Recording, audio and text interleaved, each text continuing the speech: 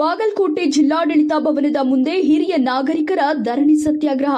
ಅಧಿಕಾರಿಗಳ ಮೂಲಕ ಸರ್ಕಾರಕ್ಕೆ ಮನವಿ ಸಲ್ಲಿಸಿದ ಹಿರಿಯ ನಾಗರಿಕರ ಮೇಲಾಗುವ ದೌರ್ಜನ್ಯಗಳನ್ನು ತಡೆಗಟ್ಟಲು ಮನವಿ. ವಿವಿಧ ಬೇಡಿಕೆಗಳ ಈಡೇರಿಕೆಗೆ ಆಗ್ರಹಿಸಿದ ಹಿರಿಯ ನಾಗರಿಕರು ಅಂತಾರಾಷ್ಟ್ರೀಯ ಹಿರಿಯ ನಾಗರಿಕರ ದೌರ್ಜನ್ಯ ತಡೆ ದಿನಾಚರಣೆ ನಿಮಿತ್ತವಾಗಿ ಬಾಗಲಕೋಟೆ ಜಿಲ್ಲಾಡಳಿತ ಭವನದ ಎದುರು ಹಿರಿಯ ನಾಗರಿಕರು ಧರಣಿ ಸತ್ಯಾಗ್ರಹ ನಡೆಸಿದರು. ವಿಶ್ವಸಂಸ್ಥೆಯ ಅಧ್ಯಯನದಂತೆ ಹಿರಿಯ ನಾಗರಿಕರ ದೌರ್ಜನ್ಯಗಳನ್ನು ತಡೆಗಟ್ಟುವ ಕುರಿತು ಜಾಗೃತಿ ಮೂಡಿಸುವ ಕಾರ್ಯಕ್ರಮ ಮಾಡಿದರು. ಹಿರಿಯ ನಾಗರಿಕರ ಜೀವನ ಗೌರವ ಅಭಿಯಾನಕ್ಕಾಗಿ ಕೇಂದ್ರ ಸರ್ಕಾರಕ್ಕೆ ಪ್ರಸ್ತಾವನೆ ಸಲ್ಲಿಸಲಾಗಿದೆ ಎಂದು ಹೇಳಿದರು. ದೌರ್ಜನ್ಯ ತಡೆ ಕಾಯ್ದೆಗಾಗಿ ಸರ್ಕಾರ ಅಗತ್ಯ ಕ್ರಮಗಳನ್ನು ಕೈಗೊಳ್ಳಬೇಕು.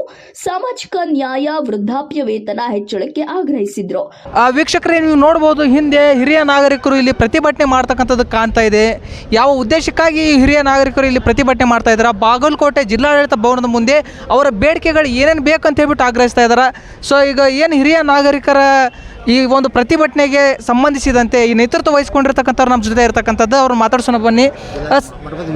ಹಾಂ ಸರ್, ಈಗ ಅವ್ರನ್ನ ಮಾತಾಡ್ಸೋಣ. ಸರ್, ಇವಾಗ ಏನು ಇಲ್ಲಿ ಹಿರಿಯ ನಾಗರಿಕರ ಪ್ರತಿಭಟನೆ ನಡೀತಾ ಇದೆ, ಸೊ ಯಾವ ಉದ್ದೇಶಕ್ಕಾಗಿ ಪ್ರತಿಭಟನೆ ನಡೀತಾ ಇರತಕ್ಕಂಥದ್ದು ಮತ್ತು ನಿಮ್ಮ ಬೇಡಿಕೆಗಳು ಏನು ಸರ್? ಇದು ಪ್ರತಿ ವರ್ಷ ಜೂನ್ 15ರಂದು ನಡೀತಕ್ಕಂಥ ಒಂದು ದಿನಾಚರಣೆ, ಅಂತಾರಾಷ್ಟ್ರೀಯ ಹಿರಿಯ ನಾಗರಿಕರ ದೌರ್ಜನ್ಯದ ಪ್ರತಿಭಟನೆ ಕುರಿತು. ನಿನ್ನೆ ರವಿವಾರ ಬಂದ ನಿಮಿತ್ತ ಇವತ್ತು ಹಾಕೊಂಡಿದ್ದೇವೆ. ಹಿರಿಯ ನಾಗರಿಕರಿಗೆ ತಾವೆಲ್ಲ ನೋಡ್ತಾರೆ, ಸಮಾಜದಲ್ಲಿ ಸಾಕಷ್ಟು ದೌರ್ಜನ್ಯಗಳಾಗ್ತಾಯಿದೆ. ಈಗ ತಾನೇ ಒಂದು ಬೀಳಿಗೆ ತಾಲೂಕಿನಿಂದ ಬಂದಂತಹ ಒಂದು ಉದಾಹರಣೆ ಸಹಿತ ನೋಡಿದರೆ, ಸ್ವತಃ ಗಳಿಸಿದಂಥ ಆಸ್ತಿಯನ್ನು ಕೂಡ ಮಕ್ಕಳು ಕಳಿಸಿಕೊಂಡು ಹೊರಗೆ ಹಾಕಿದಂಥ ಪರಿಸ್ಥಿತಿ ಬಂದಿದೆ.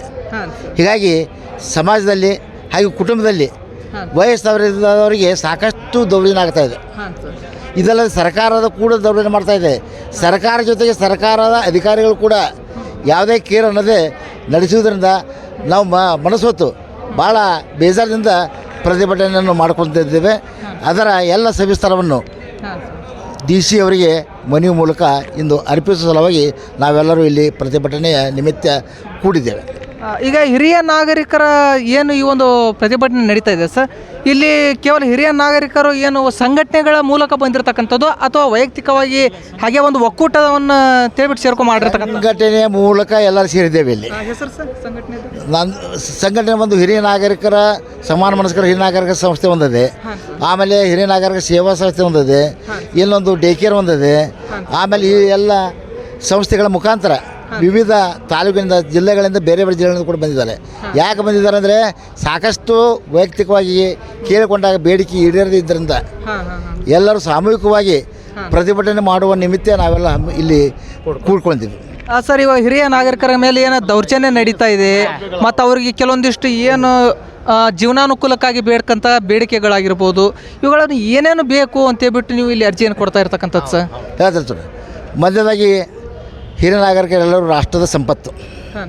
ಎರಡನೇದಾಗಿ ಆರ್ಥಿಕವಾಗಿ ದುರ್ಬಲವಿದ್ದಂತಹ ವ್ಯಕ್ತಿಗಳಿಗೆ ಗೌರವದಿಂದ ಅವರ ಜೀವನ ಸಾಗಿಸುವ ಸಲುವಾಗಿ ಕನಿಷ್ಠ 10,000 ರೂಪಾಯಿ ಬೇಕಾಗಬೇಕು. ಮಾಸಾಸನ ಸಾಯಿವರೆಗೆ ದುಡಿದಿದ್ದೆವು, ದುಡಿದು ಏನೂ ಇಲ್ಲ, ವೃದ್ಧಾಪ್ಯದಲ್ಲಿ ಔಷಧ ಖರ್ಚಿರ್ತೈತಿ, ಆಮೇಲೆ ಮಕ್ಕಳು ಹೊರ ಹಾಕಿರ್ತಾರೆ. ಅಂಥ ಸಂದರ್ಭದಲ್ಲಿ ನಾವು ಗೌರವದಿಂದ ಜೀವನ ಸಾಗಿಸಬೇಕಾದ್ರೆ ಕೇಂದ್ರ ಸರ್ಕಾರವು 10,000 ರೂಪಾಯಿ ಮಾಸಾಸನ ಕೊಡಬೇಕು. ಎರಡನೇದಾಗಿ ಸಾಮಾನ್ಯವಾಗಿ ನಾವು ನೋಡ್ತೀವಿ, ಯಾವುದೇ ಕಚೇರಿಗೆ ಹೋಗ್ರಿ ನೀವು, ಹಿರಿಯ ನಾಗರಿಗೆ ಪ್ರತ್ಯೇಕ ಒಂದು ಸಾಲಿಲ್ಲ, ವ್ಯವಸ್ಥೆ ಇಲ್ಲ. ಆ ವ್ಯವಸ್ಥೆಯನ್ನು ಕೂಡ ಕಲ್ಪಿಸಿಕೊಡ್ಬೇಕು. ಮೂರನೇದಾಗಿ ಅತಿ ಅವಶ್ಯವಾಗಿ ಈಗ ಹೆಣ್ಮಕ್ಕಳಿಗೆಲ್ಲ ಹೇಳ್ಕೊಟ್ಟಿದ್ದಾರೆ, ಸರ್ಕಾರದಲ್ಲಿ ಉಚಿತ ಬಸ್ಸನ್ನು ಕೊಟ್ಟಿದ್ದಾರೆ ರಿಯಾಯಿತಿ ದರದಲ್ಲಿ. ಆದರೆ ಯಾಕೆ ಹಿರಿಯ ನಾಗರಿಕ ಯಾಕೆ ಕೊಡಲ್ಲ? ವಯಸ್ಸಾದಂಥ ವ್ಯಕ್ತಿಗಳು ಏನು ಮಾಡಿದ್ದೆವು, 60 ವರ್ಷದ ತನಕ ದೇಶದ ಒಂದು ಬೆಳವಣಿಗೆ ಸಲುವಾಗಿ ನಾವೆಲ್ಲರೂ ಸಕ್ರಿಯವಾಗಿ ದುಡಿದಿದ್ದೇವೆ. ಇಂತಹ ಹಿರಿಯರನ್ನು ಗೌರವಿಸುವುದು ನಮ್ಮ ಸರ್ಕಾರದ ಆದ್ಯ ಕರ್ತವ್ಯ ಇದೆ. ಅದು ಕೇಂದ್ರ ಸರ್ಕಾರ ಇರ್ಬೋದು ಅಥವಾ ರಾಜ್ಯ ಸರ್ಕಾರ ಇರ್ಬೋದು. ಅದಕ್ಕಾಗಿ ಆ ಗೌರವವನ್ನು ಪುನಃ ಪಡೆದುಕೊಂಡು ನಾವು ಗೌರವಯುತವಾಗಿ ಮುಂದೆ ಜೀವನ ಸಾಗಿಸುವ ಸಲುವಾಗಿ ನಾವೆಲ್ಲರೂ ಇಲ್ಲಿ ಸಂಘಟನೆ ಮಾಡಿಕೊಂಡಿದ್ದೇವೆ. ಇವಾಗ ನಿಮ್ಮ ಈ ಒಂದು ಹೋರಾಟಕ್ಕೂ ಈಗ ಅಧಿಕಾರಿಗಳು ಯಾವ ರೀತಿ ಸ್ಪಂದನೆ ಕೊಡ್ತಾ ಇದ್ದಾರೆ ಸರ್? ಇವತ್ತಿನ ದಿನ ನೋಡಿದಾಗ ಅಧಿಕಾರಿಗಳಿಗೆ ಇದು ಕೊಟ್ಟ ಮೇಲೆ ಗೊತ್ತಾಗತ್ತೆ. ಇನ್ನೂ ಮನವಿ ಅರ್ಪಿಸಿಲ್ಲ.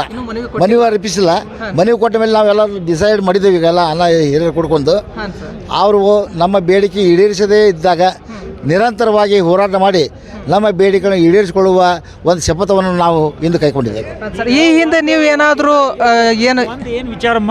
ಒಂದು ವಿಚಾರ ಏನು ಅಂತಂದ್ರೆ, ನೀವು ಎಲ್ಲಿವರೆಗೆ ಹೋರಾಟ ಮಾಡಬೇಕು ಅಂತ ಕೇಳಿದ್ರಲ್ಲ, ಇಲ್ಲಿ ನಾವು DC ಮತ್ತು SP ನೇತೃತ್ವದೊಳಗೆ ಮೀಟಿಂಗ್ ಕರೆದು ಅವ್ರಿಗೆ ಮನದಟ್ಟಣೆ ಮಾಡಿ ಇಡೀ ಸರ್ಕಾರದ ಮಟ್ಟದೊಳಗಾಗಲಿ, ಆರೋಗ್ಯಕ್ಕೆ ಇಲಾಖೆಯವರು ಇರಲಿ, ಇವತ್ತು ಪೊಲೀಸ್ ಇಲಾಖೆ ಇರಲಿ, ಇವತ್ತು ಸರ್ಕಾರಿ ಕ್ಷೇತ್ರದೊಳಗೆ ಇರಲಿ, ಇವತ್ತು ಬಸ್ಸು ರೈಲ್ವೆದಾಗ ಇವ್ರಿಗೇನು ಬರೇ ಕಾಗದದೊಳಗದಾವ ಸೌಲಭ್ಯ, ಇವು ಜಾರಿಯೊಳಗೆ ಆಗಬೇಕು. ನೀವು ಇಮಿಡಿಯೇಟ್ ಆದೇಶ ಹೊಂದಿಸ್ಬೇಕು.